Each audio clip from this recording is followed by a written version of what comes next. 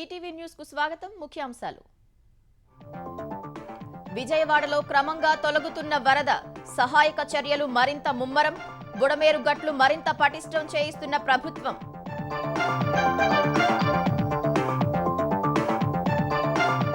వాయుగుండం ప్రభావంతో కోస్తాంధ్రలో జోరు వర్షాలు, వాగులు పొంగి నిలిచిన రాకపోకలు, విశాఖ గోపాలపట్నంలో కొండపై ఇళ్లకు ముప్పు. ముంపు ప్రాంతాల్లో చంద్రబాబు క్షేత్రస్థాయి పర్యటన, బాధితుల సమస్యలు తెలుసుకున్న సీఎం, పునరుద్ధరణ చర్యలు సాగుతున్న తీరు పరిశీలన. సున్నం, మల్లం చెరువుల్లో భవనాలు కూల్చేసిన హైడ్రా, అమీన్పూర్లోనూ నిర్మాణాలు నేలమట్టం, పాండ్యం మాజీ ఎమ్మెల్యే రాంభూపాల్ రెడ్డిపై కేసు. ఎఫ్టీఎల్ బఫర్ జోన్లో కొత్త నిర్మాణాలే కూల్చివేత, ఇప్పటికే నివసిస్తున్న ఇళ్లు కూల్చబోమన్న హైడ్రా కమిషనర్, అలాంటి చోట్ల కొనొద్దని ప్రజలకు సూచన. ఎట్టకేలకు జవహర్ సొసైటీ పాత్రికేయులకు ఇళ్ల స్థలాలు, 1100 మందికి పత్రాలు అందించిన రేవంత్, మిగిలిన వారికి ఫ్యూచర్ సిటీలో ఇస్తామని హామీ. దేశంలో తొలి మంకీపాక్స్ అనుమానిత కేసు నమోదు, ఐసోలేషన్ లో ఉంచి చికిత్స, ఆందోళన అవసరం లేదన్న కేంద్ర ఆరోగ్య శాఖ.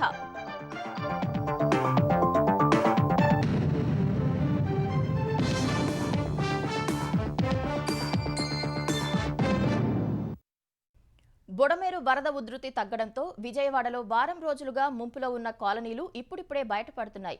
లోతట్టు ప్రాంతాల్లో ఇంకా అడుగు మేర వరద నీరు నిలిచి ఉంది. బాధితులకు ఇబ్బంది లేకుండా రేషన్ వాహనాల ద్వారా నిత్యావసర వస్తువులను పంపిణీ చేస్తున్నారు. సంచార వైద్యశాలలతో ముంపు ప్రాంతాలకే వెళ్లి చికిత్సలు అందిస్తున్నారు.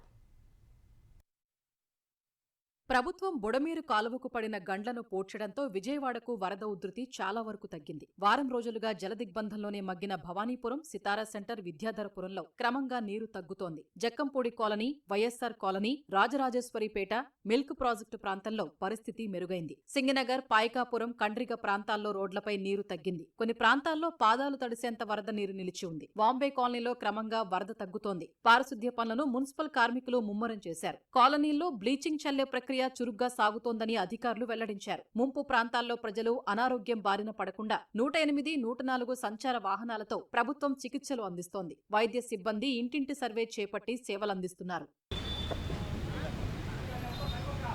వరద బాధితుల కోసం ప్రభుత్వంతో పాటు దాతలు, స్వచ్ఛంద సంస్థలు సాయం అందిస్తున్నాయి. ఇప్పటికీ జల దిగ్బంధంలోనే ఉన్న జక్కంపూడి కాలనీలో ట్రాక్టర్ల ద్వారా తాగునీరు, ఆహారం, పాలు, దుస్తులు అందించారు. సింగనగర్, విద్యాధరపురంలో వరద బాధితులకు పాలు, నీళ్ల బాటిళ్లు పంపిణీ చేశారు. వరద బాధితులకు ప్రభుత్వం 25 కేజీల బియ్యం, ఉల్లిపాయలు, మంచినూనె, కందిపప్పు, బంగాళదుంపలు, పాలు వంటి నిత్యావసర వస్తువుల్ని పంపిణీ చేస్తోంది. పౌర సరఫరాల శాఖ మొబైల్ రేషన్ వాహనాల ద్వారా ముంపు ప్రాంతాలకు వెళ్లి రేషన్ పంపిణీ చేస్తున్నారు.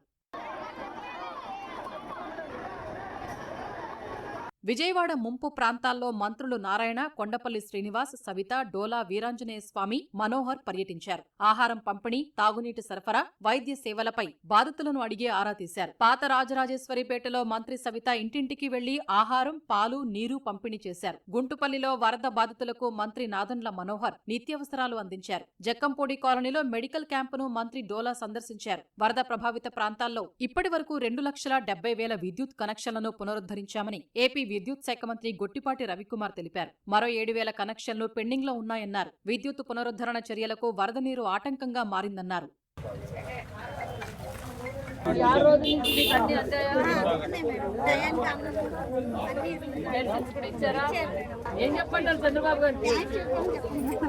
బుడమేరు డైవర్షన్ ఛానల్ ఎడమగట్టుపై పూడ్చిన గండ్లను పటిష్టపరిచే పనులు వేగంగా జరుగుతున్నాయి. నిన్నటి నుంచి ఏకధాటిగా వర్షం పడుతున్నప్పటికీ గండ్లు పూడ్చిన ప్రాంతంలోనే ఉండి మంత్రి నిమ్మల రామానాయుడు పనుల్ని పర్యవేక్షిస్తున్నారు. దిగువకు ఎలాంటి సీపేజీ లేకుండా అధికారులకు ఎప్పటికప్పుడు సూచనలు చేస్తున్నారు. ఎగువన కురిసిన వర్షాలతో పులివాగుకు వరద ప్రవాహం పెరగడంతో బుడమేరుకు భారీగా నీరు వస్తోంది. ప్రస్తుతం గండ్లు పూడ్చివేయడంతో ఆ నీరు బుడమేరు డైవర్షన్ కెనాల్ ద్వారా కృష్ణానదిలో కలుస్తోంది. గండ్లు పూడ్చిన ప్రాంతంలో నీటి ప్రవాహం తగ్గడంతో రాయనపాడు సమీప ప్రాంతాలన్నీ బయటపడ్డాయి. విజయవాడ ముంపు ప్రాంతాల్లో సీఎం చంద్రబాబు పర్యటించారు. కొన్ని చోట్లకు పొక్లైన్పై వెళ్లిన ముఖ్యమంత్రి పారిశుద్ధ్య పనులను పర్యవేక్షించారు. జక్కంపూడి కాలనీలో పలు ఇళ్లకు వెళ్లి బాధితులను అడిగి సమస్యలు తెలుసుకున్నారు. ఈ క్రమంలో కొందరు బాధితులు వరదల్లో తమ ఆటోలు కోల్పోయామని చంద్రబాబు వద్ద వాపోయారు. ఆటోలు కోల్పోయిన వారికి బీమా వచ్చేలా చూస్తామని సీఎం హామీ ఇచ్చారు. వరద ప్రాంతాల్లో పర్యటించాక అధికారులతో సమీక్ష నిర్వహించి తదుపరి కార్యాచరణపై చర్చించారు. భారీ వర్షాలు, విజయవాడలో వరద పరిస్థితులను గవర్నర్ అబ్దుల్ నజీర్కు సీఎం చంద్రబాబు వివరించారు. విజయవాడ రాజ్భవన్లో గవర్నర్తో సమావేశమైన ఆయన ప్రభుత్వం చేపట్టిన సహాయ పునరావాస చర్యలను నివేదించారు. వరద బాధితులను ఆదుకునేందుకు ప్రభుత్వ అధికార యంత్రాంగమంతా రేయింబవళ్లు నిరంతరం పనిచేసి పెద్ద ఎత్తున సహాయ పునరావాస చర్యలు చేపట్టిందన్నారు. వరద బాధితుల కోసం రాష్ట్ర ప్రభుత్వం చేపట్టిన సహాయ పునరావాస చర్యలను సీఎం స్వయంగా పర్యవేక్షించడం పట్ల గవర్నర్ అభినందించారు. త్వరలో సాధారణ పరిస్థితులు నెలకొంటాయని ఆశాభావం వ్యక్తం చేశారు. బంగాళాఖాతంలో వాయుగుండం ప్రభావంతో ఆంధ్రప్రదేశ్లోని కోస్తా జిల్లాల్లో జోరు వర్షాలు కురుస్తున్నాయి. వాగులు, గెడ్డలు పొంగి రోడ్లు, పొలాలను ముంచెత్తాయి. చాలా ప్రాంతాల్లో రాకపోకలకు ఇబ్బందులు ఏర్పడ్డాయి. వర్ష తీవ్రత అధికంగా ఉన్న ప్రాంతాల ప్రజలను అప్రమత్తం చేసిన అధికారులు అత్యవసరమైతే తప్ప ఇళ్ల నుంచి బయటకు రావద్దని హెచ్చరించారు. పలు జిల్లాల్లో విద్యాసంస్థలకు కలెక్టర్లు సెలవులు ప్రకటించారు. ప్రాణ నష్టం లేకుండా చూడాలని కలెక్టర్లను సీఎం చంద్రబాబు ఆదేశించారు. శ్రీకాకుళం జిల్లాలో ఎడతెరిపి లేని వర్షాలకు వాగులు పొంగి పొర్లుతున్నాయి. లావేరు మండలం బెజ్జపురం, బుడతవలస మధ్య వాగులో మినీ వ్యాన్ కొట్టుకుపోతుంటే స్థానికులు డ్రైవర్ను కాపాడారు. నాగవళి నుంచి 20,000 క్యూసెక్కుల నీటిని విడుదల చేస్తున్నట్లు అధికారులు వెల్లడించారు. జీసిగడం మండలం గడ్డకంచారంలో పెద్దగడ్డ ఉధృతికి చెట్లపేట, కృష్ణరాజుపేట, యాదపేటకు రాకపోకలు నిలిచిపోయాయి. నర్సన్నపేట నియోజకవర్గంలో వర్ష తీవ్రత అధికంగా ఉంది. నదీ పరివాహక ప్రాంతాల ప్రజలు అప్రమత్తంగా ఉండాలని, మత్స్యకారులు 3 రోజుల వరకు చేపల వేటకు వెళ్లొద్దని కలెక్టర్ హెచ్చరించారు.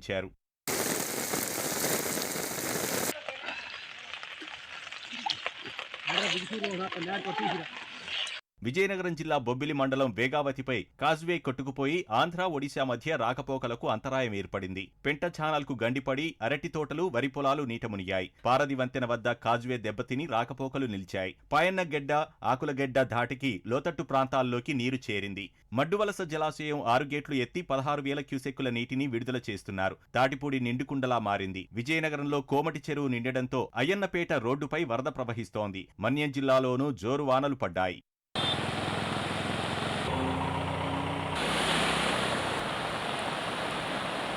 విశాఖ పశ్చిమ నియోజకవర్గం గోపాలపట్నంలో కొండపైనున్న ఇళ్లకు ముప్పు వాటిల్లింది. కొండపైనున్న ఇళ్ల కింది భాగంలో మట్టి కొట్టుకుపోయింది. ఏ క్షణమైనా కూలిపోయే ప్రమాదం ఉండడంతో ఎమ్మెల్యే గణబాబు వెంటనే ఆ ప్రాంతానికి వెళ్లారు. ఇళ్లలో ఉన్న వారిని ఖాళీ చేయించి సురక్షిత ప్రాంతాలకు తరలించారు. ఎప్పుడేం జరుగుతుందోనని కొండ చుట్టుపక్కల ప్రజలు భయపడుతున్నారు.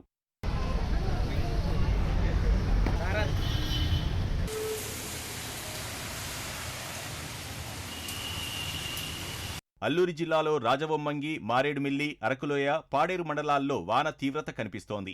జీకే వీధిలో రోడ్లపై నీళ్లు నిలిచాయి. చామగడ్డ కల్వర్టు కొట్టుకుపోయి 20 గ్రామాలకు రాకపోకలు నిలిచిపోయాయి. కొన్ని చోట్ల వరి పంట నీట మునిగింది. వర్షాలతో రంపచోడవరంలో కొండవాగులు పొంగుతున్నాయి. భూపతిపాలెం 2 గేట్లు ఎత్తి సీతపల్లి వాగులోకి నీళ్లు విడుదల చేశారు. రోడ్లపై వర్షపు నీటి ప్రభావంతో వారపు సంతకు వచ్చిన గిరిజనులు ఇబ్బంది పడ్డారు.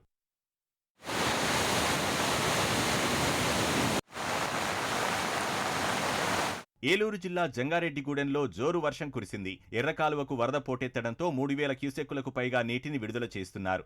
ఏలూరులో రోడ్లపైకి నీరు చేరింది. ప్రభుత్వ కార్యాలయాలతో పాటు సరోజిని ఆసుపత్రిలోకి వర్షపు నీరు చేరింది. తమ్మిలేరు ఉధృతితో పరిసర ప్రజలను అప్రమత్తం చేశారు. బుట్టాయిగూడెం మండలం శ్రీ గుబ్బల మంగమ్మ తల్లి ఆలయంలో దర్శనాలు ఆపివేసినట్లు అధికారులు తెలిపారు. పెదపాడు మండలం పళ్లులంకను వరద చుట్టుముట్టింది. అంబేద్కర్ కోనసీమ జిల్లాలో గౌతమి, వృద్ధ గౌతమి పరివాహక ప్రాంతాల లంకల్లోని ప్రజలు బిక్కుబిక్కుమంటున్నారు. ముమ్మిడివరం మండలంలో లంక భూములు ముంపునకు గురయ్యాయి. వాయుగుండం కారణంగా తెలంగాణలో వరంగల్, మెదక్ సహా పలుచోట్ల మరోసారి వర్షం దంచికొట్టింది. వరంగల్లో వాగులు, వంకలు పొంగి ప్రవహిస్తున్నాయి. కొన్ని చోట్ల లోతట్టు ప్రాంతాలు జలమయమయ్యాయి. భూపాలపల్లి జిల్లాలోని సింగరేణిలో బొగ్గు ఉత్పత్తి నిలిచిపోయింది. 2, 3 ఉపరితల గనుల్లోకి వరద చేరడంతో రోజుకు 6,000 టన్నుల బొగ్గు ఉత్పత్తికి అంతరాయం ఏర్పడింది. దుబ్బపల్లిలో పంట చేనులో కలుపు తీస్తుండగా పిడుగుపడి మహిళ మృతి చెందారు. మరో 3కి తీవ్ర గాయాలయ్యాయి. మెదక్ జిల్లా టేక్మాల్లో వానలకు నానిన పెంకుటిల్లు కూలి ఓ మహిళ మృతి చెందారు. చెందింది. ఆమె కుటుంబానికి తెలంగాణ ఆరోగ్య శాఖ మంత్రి దామోదర రాజనరసింహ 2 లక్షల నగదు అందించారు. అంత్యక్రియల కోసం తక్షణ సాయంగా 11,000 రూపాయలు అందించారు. వాయుగుండం ప్రభావంతో హైదరాబాద్లో పలు ప్రాంతాల్లో వర్షం కురిసింది. ఉమ్మడి ఖమ్మం జిల్లాలో మరోసారి జోరు వానలు కురుస్తున్నాయి. వర్షాల ధాటికి వైరా జలాశయానికి భారీగా వరద చేరి పూర్తిస్థాయి నీటి మట్టంతో కలకలలాడుతోంది. జలాశయం అలుగుల ద్వారా దిగువకు వరద ప్రవహిస్తుండటంతో పరివాహక ప్రజలను అప్రమత్తం చేశారు. కొనిజర్ల మండలం పల్లిపాడు నుంచి కొత్తగూడెం వెళ్లే దారిలో పగిడేరు ఉధృతంగా ప్రవహిస్తుండటంతో పోలీసులు రాకపోకలు నిలిపివేశారు. వైరాలోని సత్రం బజార్, ఇంద్రమ్మ కాలనీలలో ఇళ్లలోకి నీళ్లు చేరాయి. ఏనుకూరు, తల్లాడ మండలాల్లో పంట పొలాలు నీట మునిగాయి. ఖమ్మం జిల్లా చిలుకూరు కూడలి సమీపంలోని వైరా నది, మున్నేరు, కట్టలేరు పొంగి పొర్లుతున్నాయి. ఇదే సమయంలో ఖమ్మం జిల్లా మధిర నియోజకవర్గంలో ఉప ముఖ్యమంత్రి భట్టి విక్రమార్క పర్యటించారు. వరదలకు దెబ్బతిన్న పొలాలను పరిశీలించారు. నష్టాన్ని పూర్తిగా అంచనా వేసి నివేదికలు సమర్పించాలని అధికారులను ఆదేశించారు. ముదిగొండలో ప్రాథమిక ఆరోగ్య కేంద్రాన్ని సందర్శించి రోగులకు అందుతున్న సేవలను అడిగి తెలుసుకున్నారు.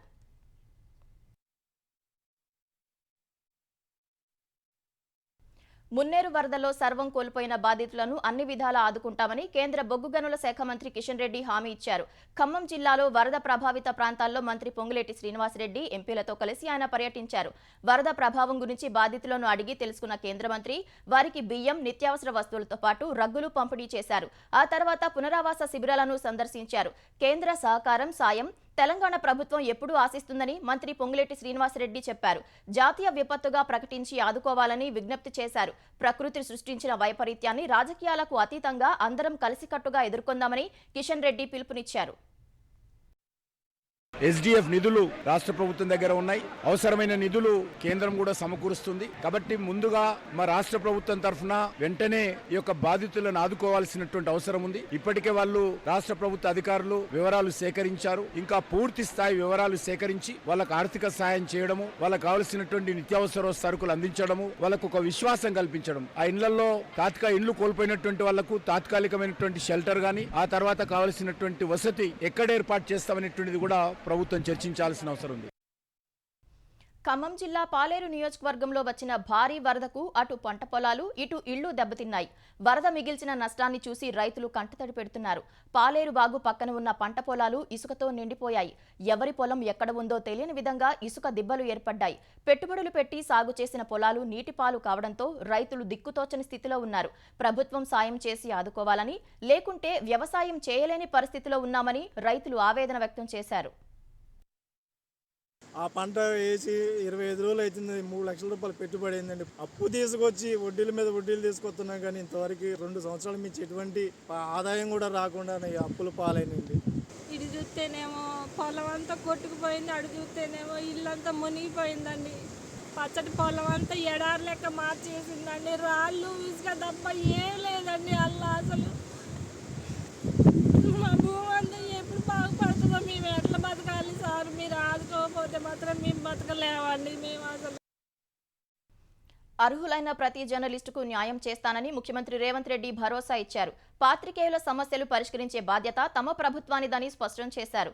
హైదరాబాద్ రవీంద్ర భారతిలో Jawaharlal Nehru journalist housing society సభ్యులకు భూ కేటాయింపు పత్రాల పంపిణీ కార్యక్రమంలో మంత్రులు పొంగులేటి శ్రీనివాసరెడ్డి, పొన్నం ప్రభాకర్తో కలిసి సీఎం పాల్గొన్నారు. మొత్తం 1100 మంది సభ్యులకు పేట్ బషీరాబాద్లో 38 ఎకరాల భూమి కేటాయింపునకు సంబంధించిన పత్రాలను అందించారు. అర్హులైన ప్రతి జర్నలిస్టుకు అక్రిడేషన్ కార్డు, ఇళ్ల పట్టా, హెల్త్ కార్డు ఇచ్చే బాధ్యత కాంగ్రెస్ ప్రభుత్వం తీసుకుంటుందని భరోసా ఇచ్చారు. ప్రెస్ అకాడమీ ప్రత్యేక అభివృద్ధి నిధి కింద 10 కోట్ల రూపాయలను కేటాయిస్తామని ముఖ్యమంత్రి తెలిపారు. అర్హులైన జర్నలిస్టులను ఫ్యూచర్ సిటీలో భాగస్వాములను చేసే బాధ్యత తనదని రేవంత్ రెడ్డి ప్రకటించారు. నిజమైన జర్నలిస్టును ఒక్కరిని కూడా అగౌరవపరచాలన్న ఆలోచన కానీ, వాళ్ళకి అక్రిడేషన్ కార్డులు కానీ, ఆరోగ్య భద్రత కార్డు కానీ, ఇంటి పట్టాల విషయంలో కానీ మీకు ఎలాంటి నష్టం జరగకుండా చూసే బాధ్యత ఈ ప్రభుత్వం అని చెప్పి నేను మీకు మాట ఇస్తున్నా. బంజారా హిల్స్ వచ్చినప్పుడు బంజారా హిల్స్లో మీరు భాగస్వాములు అయినరు, జూబ్లీ హిల్స్ వచ్చినప్పుడు జూబ్లీ హిల్స్లో మీరు భాగస్వాములు అయినరు, చివరికి ఆ కొంపల్లి వస్తే కొంపల్లి దగ్గర పేట్ బషీరాబాద్లో మీరు భాగస్వాములు అయినరు.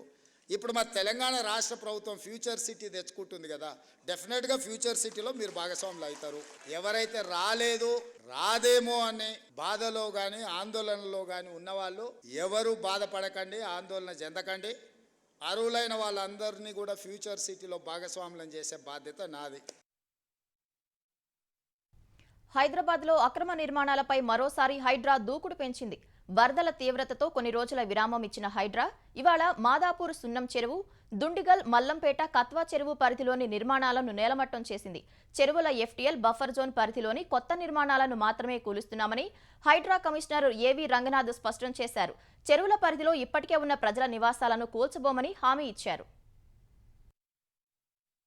హైదరాబాద్లోని చెరువుల ఎఫ్టీఎల్ బఫర్ జోన్లోని అక్రమ నిర్మాణాలపై మరోసారి హైడ్రా కొరడా జులిపించింది. హైదరాబాద్ మాదాపూర్ సున్నం చెరువు ఎఫ్టీఎల్ పరిధిలోని 5 అంతస్తుల భవనం సహా 3 అంతస్తుల ఇంటిని అధికారులు కూల్చివేశారు. వీటితో పాటు 15 షెడ్లు, 20కి పైగా గుడిసెలు, ఒక హోటల్ను భారీ బందోబస్తు మధ్య తొలగించారు. ఎలాంటి నోటీసులు ఇవ్వకుండా కూల్చివేస్తున్నారని బాధితులు అధికారులతో వాదనకు దిగారు. కూల్చివేత ఆపాలని ఇద్దరు ఆత్మహత్యాయత్నం చేయడంతో కాసేపు ఉద్రిక్తత నెలకొంది. సున్నం చెరువులోని ఆక్రమణలను తొలగించిన హైడ్రా 10 ఎకరాల స్థలాన్ని స్వాధీనం చేసుకుంది.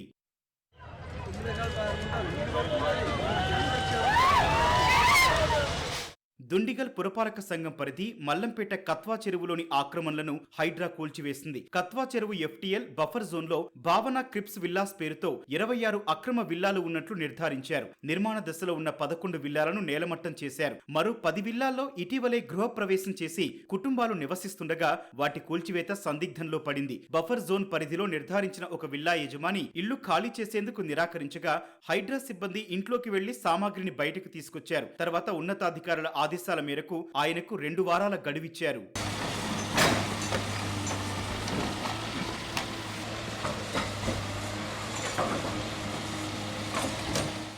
సంగారెడ్డి జిల్లా అమీన్పూర్ పురపాలక సంఘం పరిధిలోని హెచ్ఎంటీ కాలనీ, వాణినగర్లో అక్రమ నిర్మాణాలను హైడ్రా కూల్చివేసింది. హెచ్ఎంటీ కాలనీ పెద్ద చెరువు పరిధిలోని సర్వే నెంబర్ 323, 324, 325లో కర్నూలు జిల్లా పాణ్యం మాజీ ఎమ్మెల్యే కాటసాని రాంభూపాల్ రెడ్డికి చెందిన నిర్మాణాలను హైడ్రా నేలమట్టం చేసింది. కాటసాని రాంభూపాల్ రెడ్డి కత్వా చెరువులో అనధికారిక విల్లాలో నిర్మించిన బిల్డర్ విజయలక్ష్మి, సున్నం చెరువు కబ్జా చేసిన గోపాల్ అనే వ్యక్తిపై క్రిమినల్ కేసులు నమోదయ్యాయి.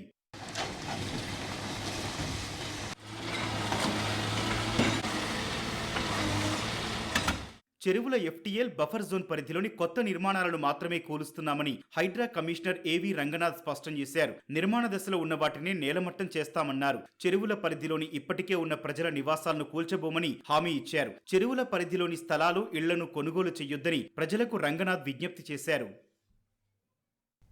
మోటారు వాహన చట్టం నిబంధనలకు విరుద్ధంగా వ్యవహరించిన 6,936 మంది వాహనదారుల డ్రైవింగ్ లైసెన్సులను రద్దు చేశామని తెలంగాణ రవాణా శాఖ మంత్రి పొన్నం ప్రభాకర్ స్పష్టం చేశారు. భవిష్యత్తులో మోటారు వాహన చట్టాన్ని మరింత కఠినంగా అమలు చేస్తామన్నారు. హైదరాబాద్ లక్టీకాపూల్లో రవాణా శాఖ సాంకేతిక అధికారుల సర్వసభ సమావేశానికి మంత్రి హాజరయ్యారు.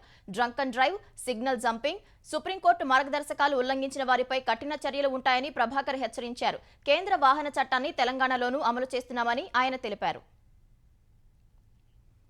రుణమాఫీ విషయంలో తెలంగాణ ప్రభుత్వం ప్రజలను మోసం చేసిందని మాజీ మంత్రి హరీష్ రావు మండిపడ్డారు. రైతు సురేందర్ రెడ్డి మృతి 9 నెలల కాంగ్రెస్ పాలనకు పరాకాష్టాన్ని విమర్శించారు. రుణమాఫీ కాకపోవడం వల్లే సురేందర్ రెడ్డి ఆత్మహత్య చేసుకున్నారని హరీష్ రావు ఆరోపించారు. సీఎం రేవంత్ రెడ్డి పూటకో మాట చెబుతూ ప్రజలను మోసం చేస్తున్నారని హరీష్ దుయ్యబట్టారు. ఇప్పటికైనా రైతులకు క్షమాపణ చెప్పి పంట రుణమాఫీ చేయాలని డిమాండ్ చేశారు. పెన్షన్లు పెంచి కేసీఆర్ కుటుంబ బంధాలను బలోపేతం చేస్తే రేవంత్ రెడ్డి రుణమాఫీ పెట్టి కుటుంబాల్లో చిచ్చు పెట్టారని ధ్వజమెత్తారు. యాసంగి పంట వేసే సమయంలో వానాకాలం రైతు బంధు ఇస్తారా లేదా అని హరీష్ రావు ప్రశ్నించారు. 15 ఆగస్టు నాడు ఖమ్మంకు పోయి రైతులకు రుణమాఫీ అయిపోయింది అన్నావు కదా, అయిపోయిందా? రేషన్ కార్డుతో లింకు లేదు అని నువ్వు చెప్పినావా లేదా? కానీ లింకు ఉన్నది. ప్రభుత్వం చెప్పుతున్న మాటలకు చేతలకు పొంతన లేదు అని చాలా స్పష్టంగా మనకి ఈ రోజు అర్థమైతా ఉంది. ఆంక్షల పేరుతో నువ్వు పన్నిన పన్నాగం ఇవాళ రైతుల మెడకు ఉరితాడాయి. ఈ రోజు వరకు రాష్ట్రంలో 475 మంది రైతులు ఆత్మహత్య చేసుకున్నారు. నువ్వు గతంలోనే అడిగిన లిస్టు ఉంటే పంపండి అన్నావు. గంట సేపట్టే నీకు లిస్టు పంపినా, కానీ ఏ ఒక్క రైతును కూడా మీరు ఆదుకోలేరు.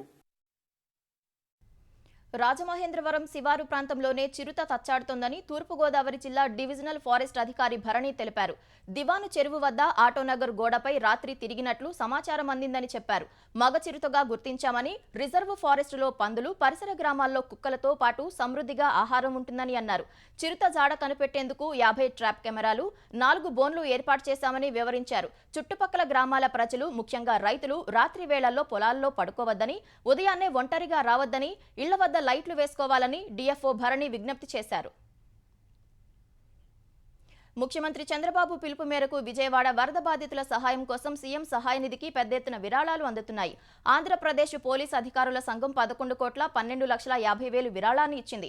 దీపక్ నెక్స్జెన్ ప్రైవేట్ లిమిటెడ్ అధినేత ఏవి Subrahmanyam ₹1,00,00,000, water supply contractors association 50 లక్షలు, వై రాజారావు 10 లక్షలు, కె సాంబశివరావు 5 లక్షల రూపాయలు ముఖ్యమంత్రి చంద్రబాబుకు అందించారు. సిహెచ్ పూర్ణబ్రహ్మయ్య 5 లక్షలు, డాక్టర్ శరత్ బాబు 5 లక్షలు, C T Chowdary 2,55,000, Sri Kovil flats owners resident association 2,21,000, Velagapudi Satyanarayana 2 లక్షలు, ఎం శ్రీనివాసరావు 2 లక్షలు, పువ్వాడ రామకృష్ణ 2 లక్షల విరాళం అందించారు. సాయం అందించిన దాతలకు చంద్రబాబు కృతజ్ఞతలు తెలిపారు. తెలంగాణలో వరద బాధితుల కోసం సీఎం సహాయ నిధికి కాంగ్రెస్ ఎమ్మెల్యేలు, ఎమ్మెల్సీలు 2 నెలల వేతనాన్ని అందించనున్నట్లు ఐటీ పరిశ్రమల శాఖ మంత్రి దుద్దిళ్ల శ్రీధరబాబు ప్రకటించారు. ఖమ్మం వరద బాధితులకు హైసియా నిర్మాణ స్వచ్ఛంద సంస్థలు అందించిన నిత్యావసర సరుకుల వాహనాలను సచివాలయం వద్ద మంత్రి తుమ్మల నాగేశ్వరరావుతో కలిసి శ్రీధరబాబు ప్రారంభించారు. వరద బాధితులకు రామోజీ గ్రూప్ సంస్థలు అండగా నిలుస్తున్నాయి. కృష్ణా జిల్లా గన్నవరం నియోజకవర్గంలోని ప్రసాదంపాడు ప్రాంతంలో బుడమేరు వరద బాధితులకు నిత్యావసర కిట్లను పంపిణీ చేశారు. విజయవాడ ఈనాడు యూనిట్ ఇన్ఛార్జ్ కిషోర్ కుమార్, మార్గదర్శి గవర్నర్పేట మేనేజర్ కృష్ణమోహన్ నేతృత్వంలో సిబ్బంది జోరు వానలోనూ ట్రాక్టర్పై ఇంటింటికి వెళ్లి సహాయ సామాగ్రిని అందజేశారు. కష్టకాలంలో నేరుగా ఇళ్ల వద్దకే వచ్చి రామోజీ గ్రూప్ సంస్థల సిబ్బంది సాయం అందించడంపై బాధితులు కృతజ్ఞతలు తెలిపారు. దేశంలో మంకీపాక్స్ అనుమానిత కేసు నమోదైంది. మంకీపాక్స్ వ్యాప్తి అధికంగా ఉన్న దేశం నుంచి వచ్చిన ఒక వ్యక్తిలో వ్యాధి లక్షణాలను గుర్తించినట్లు కేంద్ర వైద్యారోగ్య శాఖ తెలిపింది. ప్రస్తుతం అతడిని ఒక ఆసుపత్రి ఐసోలేషన్లో ఉంచామని వెల్లడించింది. అతడి ఆరోగ్యం నిలకడగానే ఉందని, ఆందోళన అవసరం లేదని పేర్కొంది. ప్రయాణికుడి నుంచి నమూనాలు సేకరించి ఎంపాక్స్ నిర్ధారణ కోసం పరీక్షా కేంద్రానికి పంపామని కేంద్ర ఆరోగ్య శాఖ వెల్లడించింది. ఎంపాక్స్ వ్యాధి ప్రబలిన సమయంలో అనుసరించే ప్రోటోకాల్స్ కు అనుగుణంగా చర్యలు తీసుకుంటున్నామని తెలిపింది. రోగితో సన్నిహితంగా మెలిగిన వారిని గుర్తించే పనిలో ఉన్నామని పేర్కొంది. ఈ వ్యాధి తీవ్రతపై జాతీయ వ్యాధుల నియంత్రణ కేంద్రం ముందే అంచనా వేసిందని, ఆందోళన చెందాల్సిన అవసరం లేదని తెలిపింది. మంకీపాక్స్ కేసులను సమర్థంగా ఎదుర్కొనేందుకు పూర్తి సన్నద్ధంగా ఉన్నట్లు పేర్కొంది. పాక్ ఆక్రమిత కశ్మీర్ ప్రజలు భారత్లో కలవాలని రక్షణ మంత్రి రాజ్నాథ్ సింగ్ పిలుపునిచ్చారు. పాకిస్తాన్ విదేశీయుల్లా చూస్తోందని, తాము సొంత వారిలా చూసుకుంటామన్నారు. ఇటీవల ఓ కేసుకు సంబంధించి అఫిడవిట్ దాఖలు చేసిన పాక్ సొలిసిటర్ జనరల్ పీఓకోను విదేశీ గడ్డగా పేర్కొన్నట్లు రాజ్నాథ్ సింగ్ చెప్పారు. జమ్మూ కశ్మీర్లోని రాంబన్ జిల్లాలో బీజేపీ అభ్యర్థుల తరపున రాజ్నాథ్ సింగ్ ప్రచారం నిర్వహించారు. తమను గెలిపిస్తే 370 అధికారులను పునరుద్ధరిస్తామన్న నేషనల్ కాన్ఫరెన్స్, కాంగ్రెస్ కూటమి హామీపై రాజ్నాథ్ మండిపడ్డారు. బీజేపీ అధికారంలో ఉన్నంతకాలం అది సాధ్యమయ్యే పని కాదని తేల్చి చెప్పారు. 370 అధికరణ రద్దు తర్వాత జమ్మూ కాశ్మీర్లో పరిస్థితులు ఎంతగానో మారాయన్నారు. యువత చేతిలో పిస్టళ్లు, రివాల్వర్లకు బదులు ఇప్పుడు ల్యాప్టాప్లు కనిపిస్తున్నాయని రాజ్నాథ్ తెలిపారు. రష్యా ఉక్రెయిన్ యుద్ధానికి ముగింపు పలికే దిశగా భారత్ అడుగులు వేస్తోంది. 2 దేశాల మధ్య సయోధ్య కుదిర్చేందుకు జాతీయ భద్రతా సలహాదారు అజిత్ డోబాల్ ను శాంతిదూతగా రంగంలోకి దించుతున్నారు. బ్రిక్స్ దేశాల జాతీయ భద్రతా సలహాదారుల సమావేశంలో పాల్గొనేందుకు డోబాల్ మాస్కో వెళ్తున్నారు. ఉక్రెయిన్తో యుద్ధాన్ని ముగించే దిశగా రష్యా జాతీయ భద్రతా సలహాదారుతో ఆయన చర్చలు జరపనున్నట్లు సమాచారం. చైనా, హాంకాంగ్లో పెను బీభత్సం సృష్టించిన యాగి తుపాను వియత్నాంలోనూ భారీ నష్టం మిగిల్చింది. నార్త్ వియత్నాం ప్రాంతాల్లో తుపాను ధాటికి 14 మంది మృతి చెందారు. 176 మంది గాయపడ్డారు. యాగి ధాటికి వేలాది వృక్షాలు నేలకొరిగాయి. విద్యుత్ తీగలు తెగిపడి 30 లక్షల మందికి సరఫరా నిలిచిపోయింది. 1,20,000 హెక్టార్లలో పంటలు దెబ్బతిన్నాయి. 4 విమానాశ్రయాలు మూతపడ్డాయి. తుపాను శాంతించిన ప్రాంతాల్లో సహాయక చర్యలు చేపట్టారు. వియత్నాం కంటే ముందు చైనాలో యాగి తుపాను విరుచుకుపడింది. చైనాలో 4 చనిపోగా 95 మంది గాయపడ్డారు. వేలాది మంది సురక్షిత ప్రాంతాల్లో తలదాచుకుంటున్నట్లు తెలిపింది. ప్రముఖ పర్యాటక ప్రాంతమైన హైనాన్ను తుపాను దెబ్బతీసింది. వేలాది చెట్లు నేలకొరిగాయి. 1,50,000 ఇళ్లకు విద్యుత్ నిలిచిపోయింది.